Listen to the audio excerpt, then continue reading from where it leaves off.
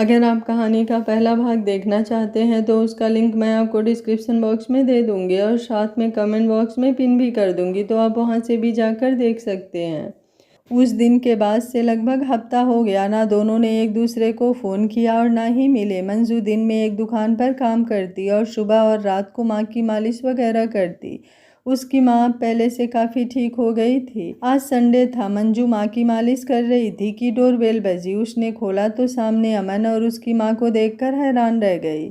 उसकी हालत खराब थी, बाल बिखरे हुए और कपड़ों पर तेल लगा हुआ। उसे खुद पर शर्म आई, वो अपने आप में सिमट रही थी।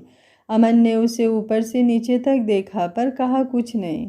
मंजू का पैरों को एक दूसरे पर रगड़ते देखकर उसे उस पर बहुत प्यार आया। अमन की माँ ने कहा, मंजू हम तुम्हारी माँ की खबर पूछने आए हैं। नमस्ते आंटी जी, आइए अंदर आइए। आइए अमन जी, मंजू ने कहा। वो उन्हें अंदर लिविंग रूम में ले आई। उन्हें बिठाकर वो अंदर माँ को लेने गई। माँ के कपड़े बदलवा कर लिविंग रूम में ले आई। फिर वो माँ को उनके पास बिठाकर खुद जल्दी से तैयार होकर उन्हें पानी ला कर दिया। फिर वो किचन में चली गई। अमन उसके एक्शन देखता रहा। उसकी निगाहें मंजू से हट ही नहीं रही थी, लेकिन जब एक आध बार मंजू ने उसकी तरफ देखा तो वो इधर उधर देखने लगता। मंजू ने देखा घर में चाय के साथ रखने को कुछ नहीं था, सो उसने घर में बनाए छोटे बड़े पापड़ तले और कुछ कुकीज़ बेक की, वहीं चाय के साथ लाकर रखी। अमन की माँ बोली, बेटा इन सब की ज़रूरत नहीं थी, अकेली चाय ही काफ़ी थी। तुम पहले ही इतना काम करती हो, हमने तुम्हारा काम और बढ़ा दिया। नहीं आंटी जी, ये ज़रा से तो हैं, बस जल्दी जल्दी बना दिए, पता नहीं कैसे होंगे। ये सब तुमने बनाए हैं? जी आंटी जी, ये पापड़ तो 2 दिन पहले बनाए थे, आज तल दिए, और ये कुकीज़ मैंने अभी अभी बनाए हैं। वाह मंजू, तुम में सच में बहुत टैलेंट है। इतनी छोटी हो फिर भी इतने सारे काम कर लेती हो। कपड़े तुम सिल लेती हो, खाना बनाने में तुम निपुण हो, कढ़ाई बुनाई भी कर लेती हो और उस पर पढ़ाई में भी नंबर 1 हो।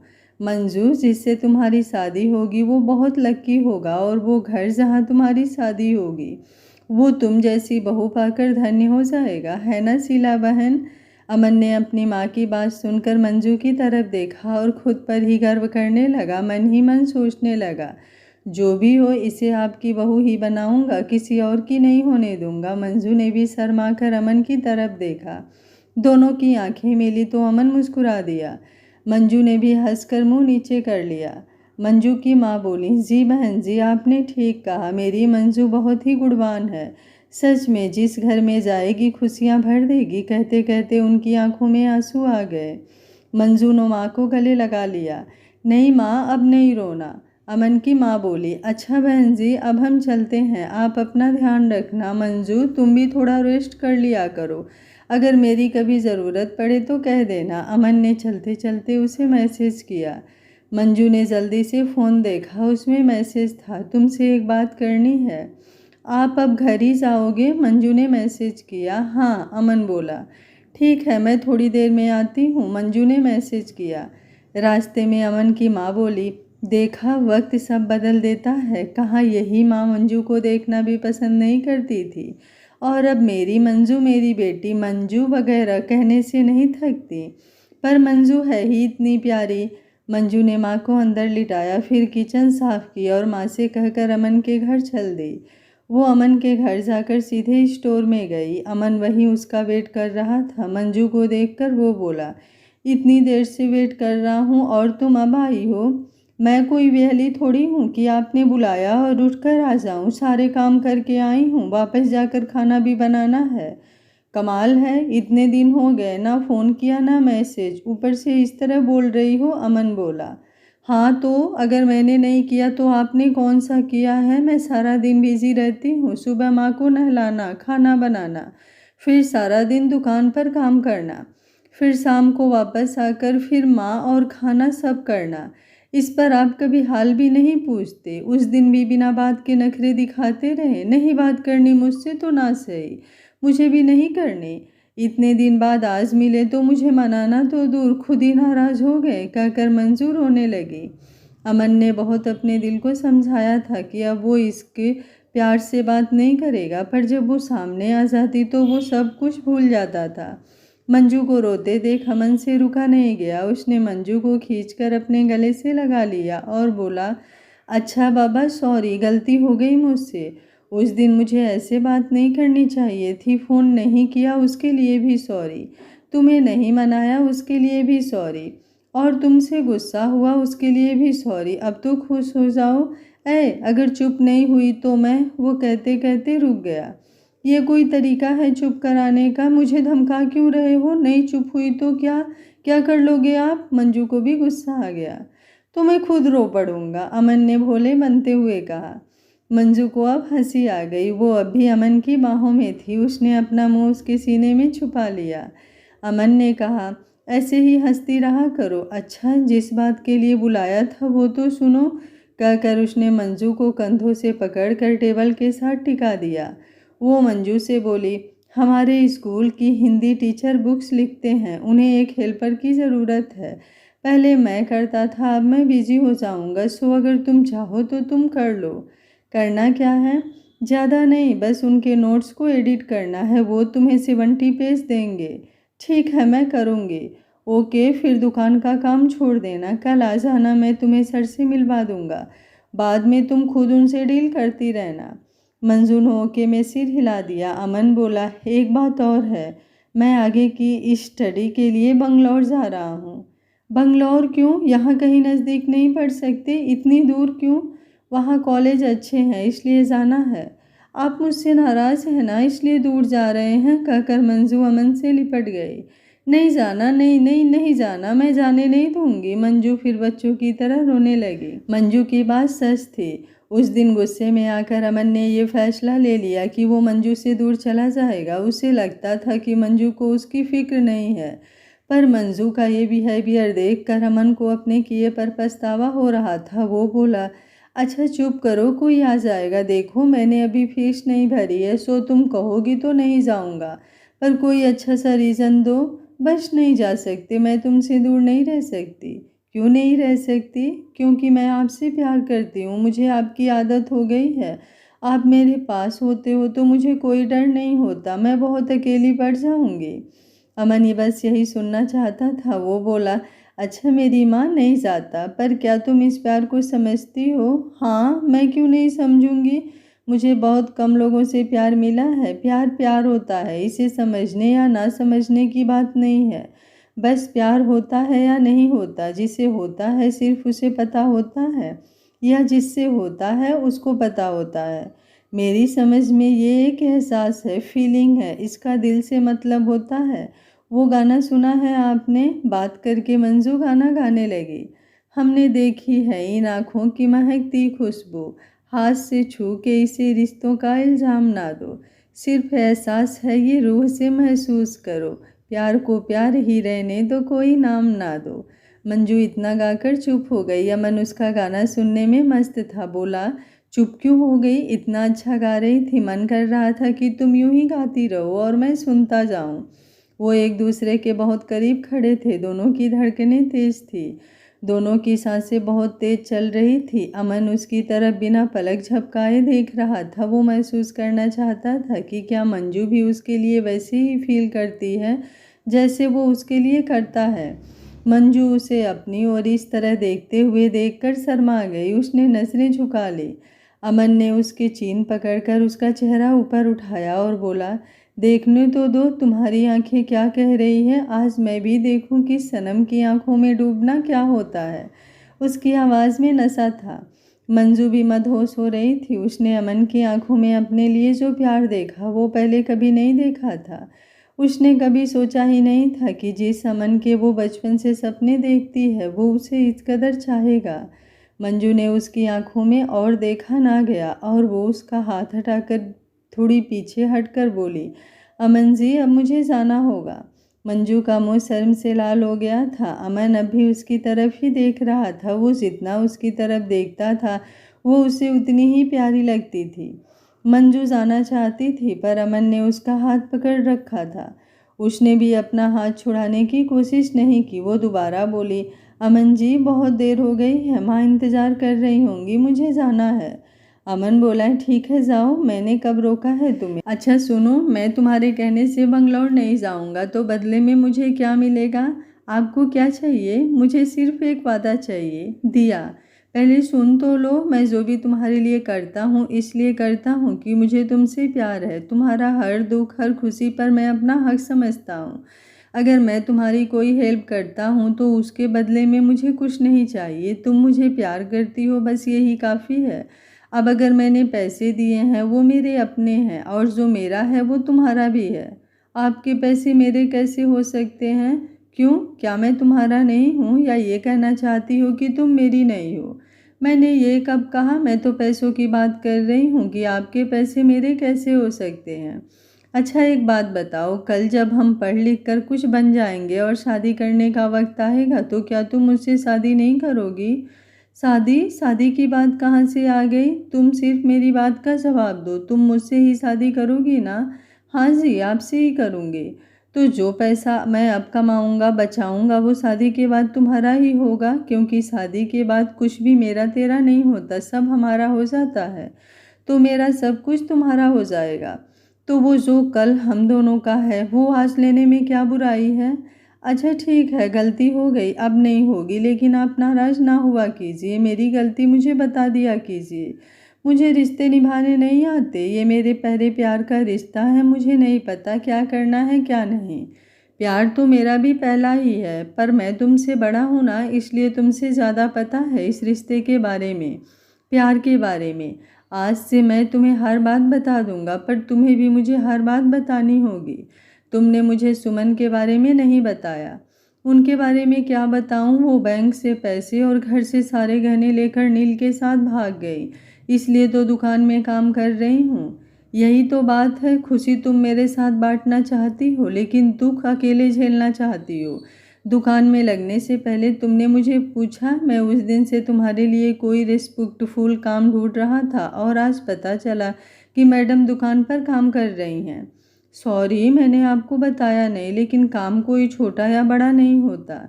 मैं मानता हूँ कि काम कोई छोटा या बड़ा नहीं होता, पर मैं नहीं चाहता कि तुम ऐसा कोई काम करो कि हर आता जाता तुम्हें देखे। तुम्हें सिर्फ मैं देखूँगा और कोई नहीं। आप मुझे छोटी कहते थे और बातें आप बच्चों जैसी कर रहे हो। आगे आगे मुझे कितने लोगों से काम करना पड़ेगा, कितनों से मिलना पड़ेगा, तो हर कोई मुझे देखेगा। आप किस किस को रोकेंगे? सबको। कहा ना, सिर्फ मैं देखूंगा और किसी को तुम्हें देखने नहीं दूंगा। मेरा बस चले तो तुम्हें दिल में छुपा कर रख लूँ, कहकर उसने मंजू का हाथ और कसकर पकड़ लिया। वो इसी तरह बैठे थे कि वहाँ नमन आ गया। वाह भाई क्या बात है, मंजू ने झट से अपना हाथ खींच लिया। मंजू बोली, हेलो नमन भैया, कैसे हो आप? अच्छा मैं चलती हूँ। फिर अमन की तरफ देखकर बोली, अच्छा अमन जी मैं चलती हूँ, माँ वेट कर रही होंगी। ओके, कल टाइम से आ जाना, अमन बोला। मंजू फिर नहीं रुकी, वो जेल से छूटे कैदी की तरफ भागी। नमन ये सब देखकर अमन से बोला, ओह मैंने तुम्हें डिस्टर्ब तो नहीं कर दिया? आप क्या पूछ रहे हो? वैसे कोई बात नहीं, वो जाने ही वाली थी। एक बात पूछूं, इस रिलेशन में कहाँ तक पहुँचे? नमन बोला, किसी से मत कहना नहीं तो मार डालूंगा। ओह इसका मतलब कुछ तो है। नहीं यार, अपनी बात है, हम दोनों में ही रहेगी। वैसे मुझे वो पसंद है, तुम्हारी ही तरह सिंसियर लगती है। तुम दोनों की जोड़ी खूब जमेगी। डोंट वरी, मैं तुम दोनों के साथ हूँ हमेशा, नमन बोला। बचपन से दोनों की बहुत जमती थी, हमने एक दूसरे से अपने दिल की बात कह दी है, वो भी मेरी ही तरह फील करती है, हम दोनों एक जैसे हैं। लेकिन भाई मैं सोचता हूँ कि अभी वो काफ़ी छोटी है, ज़रा ध्यान से करना जो भी करना। मैंने तो कभी इतनी छोटी गर्लफ्रेंड बनाई ही नहीं कि समझाना मुश्किल होता है। तुम इस रिलेशन को सिर्फ फिजिकल रिलेशन ही क्यों समझते हो? तो और क्या है, तुम यहाँ इतनी देर से बैठे क्या भजन पूजन कर रहे थे? नमन, तुम्हें जब तक सच्चा प्यार नहीं होता या नहीं मिलता तब तक तुम हमारे इस रिश्ते को नहीं समझोगे। ये फीलिंग होती है, फिजिकल होना प्यार नहीं हवस होती है। प्यार तुम सिर्फ उससे कर सकते हो जो तुम्हारे दिल को भाता है, तुम उसके लिए कुछ भी करना चाहते हो, उसे हर पल खुश देखना चाहते हो। हमारा रिश्ता ऐसा ही है। मैं जानता हूँ वो छोटी है, मेरा प्यार उसके लिए बिल्कुल प्योर है। मैं इस रिश्ते को कभी गंदा नहीं करूँगा। हमारे पास सारी उम्र पड़ी है, रिश्ते को धीरे धीरे बढ़ाना चाहिए। ये रिश्ता बहुत नाजुक होता है, हर घड़ी टूटने का डर लगा रहता है। बस यही बातें हम दोनों डिस्कस कर रहे थे जब तुम आए। बेशक हम दोनों जुड़वा है, पर तुम्हारी बातें मेरे पल्ले नहीं पड़ती। कभी कभी लगता है तुम अलग ही दुनिया में रहते हो और मैं अलग दुनिया में। अपनी सोच आपस में बिल्कुल नहीं मिलती, नमन बोला। वो तो है ही, तुम्हें कभी किसी से प्यार हुआ ही नहीं। प्यार बताने और समझाने से समझ में नहीं आता, ये खुद महसूस होता है। जब होता है तो दिल करता है कि वो तुम्हारे आसपास ही रहे, उसके पास होने से सब अच्छा लगता है। लेकिन जब वो पास ना हो तो दिल लगता ही नहीं है। दिल हर दम बस उसके साथ रहना चाहता है। उसके खुश होने से खुशी मिलती है और उसके दुखी होने से दिल भी दुखी हो जाता है। प्यार वो एहसास है जो एक दिल से दूसरे के दिल तक पहुंचता है। तुम्हारा दिल उसके दिल की बात समझने लगता है। तुम ये कह सकते हो कि प्यार का वास्ता प्रेमियों के दिल से दिल तक जाने का रास्ता है। वाह, तुम बहुत अच्छा समझाते हो, मुझे भी कुछ समझ आने लगी है। अब एक बात ये भी बताओ, जैसे हमारा हमारे पेरेंट्स से प्यार है, मतलब पापा हमें डांटते रहते हैं, तो इसमें प्यार कहाँ है?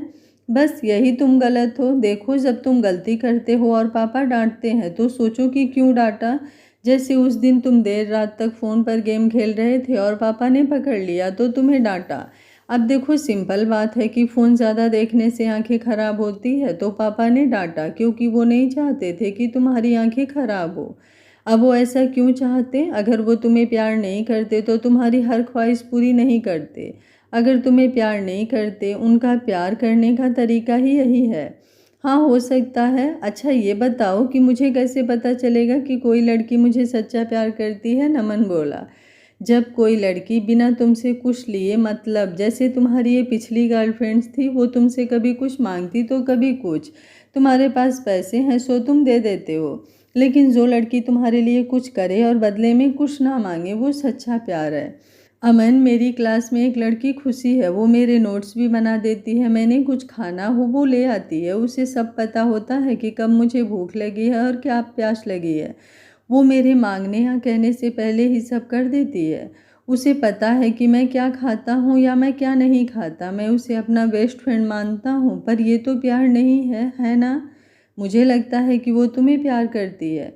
उसने तुम्हें बहुत ध्यान से देखा है कि तुम क्या करते हो, क्या चाहते हो, क्या खाते हो, क्या नहीं खाते हो।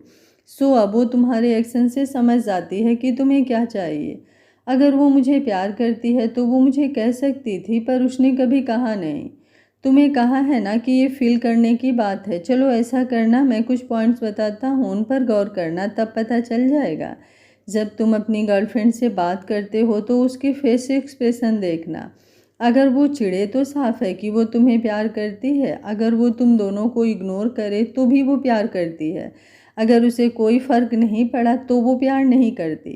कल ट्राई करूँगा। अरे यार, मैं तो तुम्हें खाना खाने के लिए बुलाने आया था, मम्मी अब डांटेंगी। नमन भाग कर अंदर चला गया। अमन भी धीरे धीरे उसके पीछे चल दिया। माँ ने खाना कप का टेबल पर रख दिया था। माँ ने उन्हें आते देखा और कहा, अमन आओ, पापा को भी बुला लाओ। अमन पापा को बुलाने चल दिया। मंजू का घर। मंजू जल्दी वापस आ गई थी। वो माँ के पास गई। माँ बैठी इधर उधर देख रही थी। मंजू ने पूछा, क्या हुआ माँ, ऐसे क्यों बैठी हो, कुछ दुख रहा है क्या? नहीं बेटा, बस टाइम नहीं पास होता, फिर घूम भी सकती नहीं, सारा दिन बस दीवारों को देखती रहती हूँ। कभी कोई ख्याल आता है तो कभी कोई। कभी लगता है कि मैं ठीक हो जाऊंगी और कभी लगता है कि मैं कभी ठीक ही नहीं होंगी। माँ, आप ऐसा क्यों सोचते हो? आप पहले से कितना ठीक हैं, रब ने चाहा तो बिल्कुल ठीक हो जाओगी। अच्छा, अपना फ़ोन दो। ये लो माँ, आपके फ़ोन में मैंने एक ऐप डाउनलोड कर दिया है। अब इसमें इतनी स्टोरेज है कि आप कभी बोर नहीं होंगे और आपको बेतुकी बातें सोचने का वक्त भी नहीं मिलेगा। इसे चलाना भी आसान है। देखिए, मैं बताती हूँ। बस इस ओपन को टच कीजिएगा और ये ऐप खुल जाएगा। ये देखिए कितनी स्टोरीज हैं, पढ़ते रहिए, फिर जो लेखक पसंद आए आप उसे फॉलो कर देना। है ना आसान? माँ ने मंजू के बताए तरीके से ऐप खोला और जो स्टोरीज सामने आई उन्हें पढ़ने लगी। उनका पढ़ने में इतना इंटरेस्ट हुआ कि अब वो सारा दिन स्टोरी पढ़ती रहती। जब मंजू आती तो वो मंजू को भी सुनाती। मंजू अमन के साथ सर के घर गई। सर उसे देखकर बोले, बेटा क्या ये काम तुम कर लोगी? हाँ जी सर, ये काफ़ी इंटेलिजेंट है, 10th में ये पूरे स्टेट में फर्स्ट आई थी। अमन बोला। हाँ बेटा, मैं जानता हूँ। फिर वो मंजू से बोले, चलो ऐसा करो, तुम मुझे ये पेज यहीं करके दिखाओ, मुझे पता लग जाएगा कि कर सकोगे कि नहीं। मंजू ने पेज पकड़ा और एक साइड में बैठकर लिखने लगी। अमन दूर से उसे देख रहा था। वो डर रहा था कि मंजू कोई गलती ना करे। सर अमन की तरफ देख रहे थे। उन्होंने अमन से पूछा, तुम इसे कैसे जानते हो? जी, ये मेरे ही मोहल्ले में रहती है, अमन ने बताया।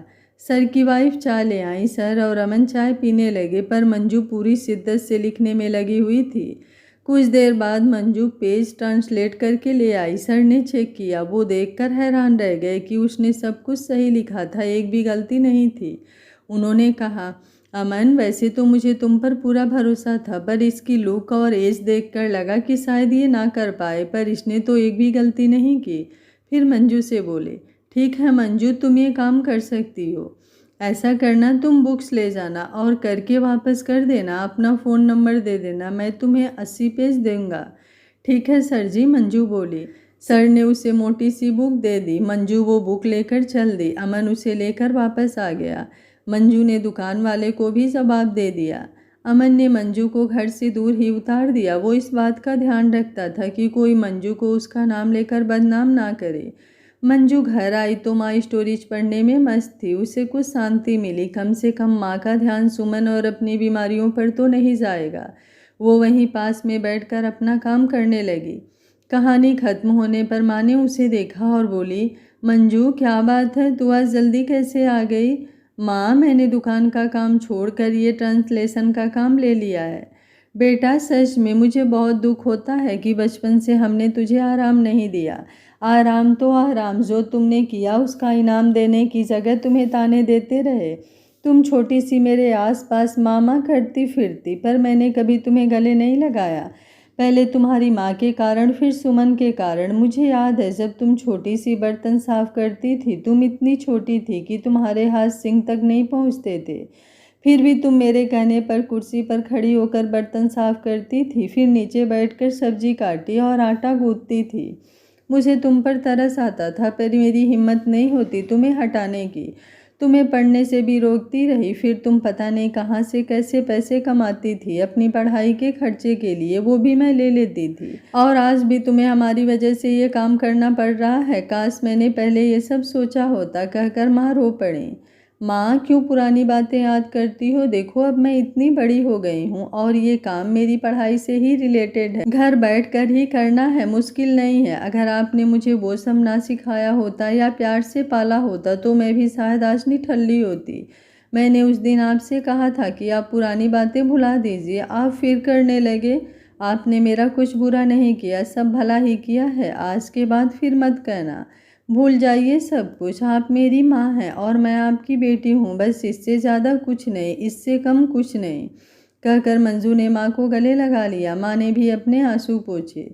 कोई माँ सौतेली नहीं होती माँ, बस माँ होती है। बस ख्याल ही उन्हें सौतेला बना देते हैं।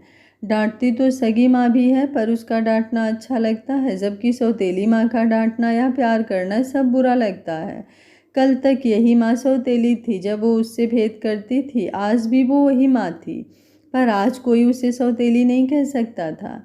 मंजू ने कई पेज कर लिए थे। उसे खुद पर इतना भरोसा नहीं था, सो उसने अमन को फ़ोन किया। आप क्या कर रहे हो? क्या आपके पास टाइम है? मैं आपको वो पेज दिखाना चाहती हूँ जो मैंने ट्रांसलेट कर लिए हैं। हाँ हाँ, आ जाओ, फ्री ही हूँ, अमन ने कहा। वो कहना चाहता था कि तुम्हारे लिए फ्री नहीं होऊंगा तो किसके लिए होऊंगा, पर उसने नहीं कहा। ऐसी बहुत सी बातें वो दिल में दबा जाता था, क्योंकि उसे लगता था कि मंजू अभी छोटी है। मंजू कुछ ही देर में अमन के घर पहुंच गई। अमन पहले ही स्टोर में उसका वेट कर रहा था। मंजू तेज चलकर आई थी, उसकी सांस चढ़ गई थी। अमन ने मजाक किया, क्या बात है, मुझे मिलने की इतनी जल्दी थी कि भाग कर आई हो? अमन उसके साथ ऐसा मजाक नहीं करना चाहता था, पर फिर भी वो रह नहीं पाया। नहीं, वो मुझे बुक कंप्लीट करने की जल्दी है। मंजू हाँ कहना चाहती थी पर नहीं कह पाई। अमन को बुरा सा लगा जब उसने मंजू का जवाब सुना। फिर भी उसने मंजू को पानी का गिलास दिया। उसने पानी पिया और उसी वक्त कागज़ निकाल कर अमन को दिखाए। वो बोली, देखना सब ठीक है ना? अमन ने ध्यान से एक एक पेज पढ़ा, फिर बोला, एकदम परफेक्ट है, आराम से करो, इतनी जल्दी क्या है। असल में मैं चाहती हूँ कि जब तक छुट्टियाँ हैं 1-2 तो कर दूँ, कुछ पैसे बन जाएंगे, फिर माँ भी ऑफिस जाने लगेंगी, तब इतनी मुश्किल नहीं होगी। सुमन दीदी का तो पता नहीं अब आएंगी भी या नहीं। सुमन का तो पता नहीं, पर अगर वो नील के साथ है तो वो आने नहीं वाला, पुलिस का बहुत सख्त पहरा है।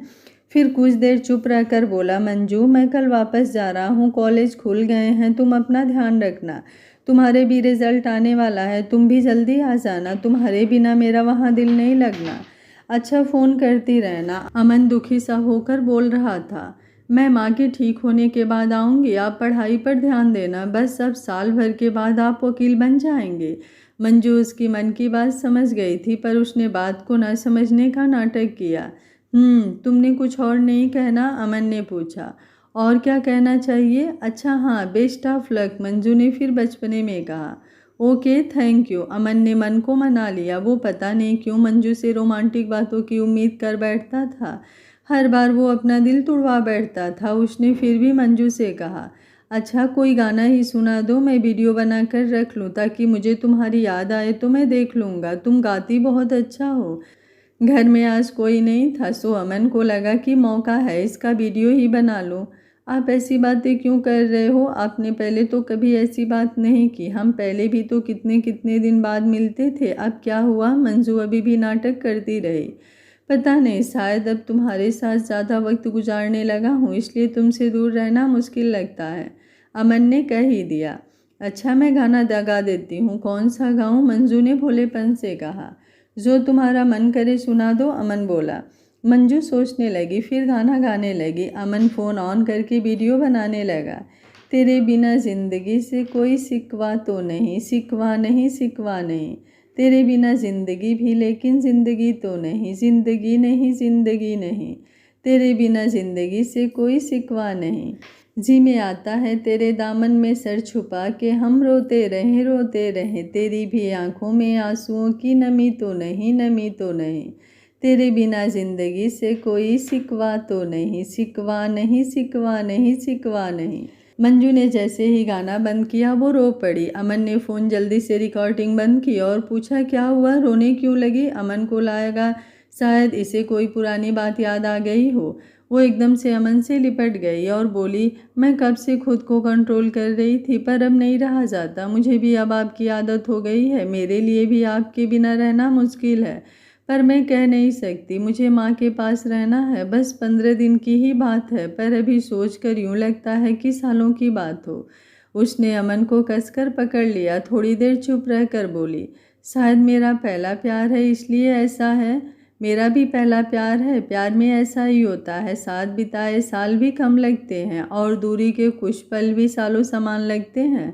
तुम्हारा हाल जानकर अब दिन आसानी से गुजर जाएंगे, जब तू नहीं होगी वहाँ पर तो मेरे साथ तेरी ये बातें तो होंगी, कुछ पल तो गुजार लो प्यार से, जुदाई में मेरे साथ ये यादें तो होंगी। अमन ने शेर सुनाकर अपनी बात खत्म की। कहते हैं बंदा शायर नहीं होता, पर प्यार अच्छों अच्छों को शायर बना देता है। अगली सुबह अमन ने जाना था। मंजू कागज़ दिखाने के बहाने उसके घर पहुंच गई। वो स्टोर में नहीं था। मंजू ने एक लिफाफा वहाँ रख दिया और मेन घर की बेल बजाई तो उषा आंटी बाहर आई। वो मंजू को देखकर खुश हो गई। मंजू बोली, आंटी जी, अमन जी कहाँ हैं? मुझे उनसे काम था। आओ बेटा बैठो तो सही, मैं उसे अभी बुलाती हूँ। आंटी जी ने नौकर से चाय लाने को कहा और खुद अमन को बुलाने अंदर चली गई। अमन के पापा बाहर से सैर करके वापस आए तो मंजू को बैठा देखकर उसके पास आ गए। मंजू घबरा गई। उसने सुन रखा था कि वो बहुत सख्त किस्म के इंसान हैं। मंजू खड़ी होकर बोली, नमस्ते अंकल जी। नमस्ते, आप कौन? जी मैं मंजू हूँ, यहीं पड़ोस में रहती हूँ, अमन जी से काम था इसलिए आई हूँ। मंजू, ओ बैठो बेटा, तुम खड़ी क्यों हो गई? बहुत नाम सुना है तुम्हारा, घर में और शहर में भी। तुम वही हो जो पूरे स्टेट में फर्स्ट आई थी। उसके बाद पापा को सब याद आ गया। जी अंकल जी, मंजू ने सोफे पर सिमटते हुए कहा। चलो आज मुलाकात हो ही गई। और सुनाओ बेटा, पढ़ाई कैसी चल रही है? ठीक है अंकल जी, 11th के एग्ज़ाम दिए हैं, रिजल्ट आने वाला है। वो कबीर के पापा भी तुम्हारी बहुत तारीफ़ कर रहे थे, बता रहे थे कि तुम्हारी वजह से बड़ी मुश्किल से पास होने वाले कबीर की अब 15th के बीच में रैंक आती है।